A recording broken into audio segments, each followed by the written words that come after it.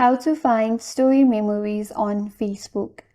Hi everyone, this is Kate and welcome back to our channel, and on today's video we will learn how we can find story memories on Facebook. So without further delay, let's get started with this video.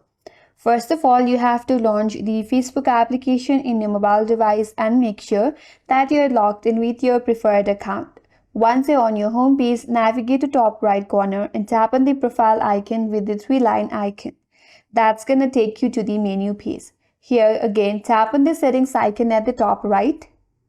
Once you're under settings and privacy, scroll down a bit and search for stories option, which you will find under audience and visibility. Tap on it. Here make sure you have turned on this toggle that says archiving your stories. Once you have turned on that toggle, now you can go back and again scroll down a bit and head towards activity log and tap on it.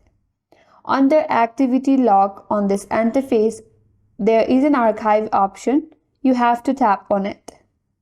Once you land on this page, at the top left corner, there is an option as story archive. If you tap on it, once you land on this page, you will be able to find all your old stories on Facebook that you have uploaded.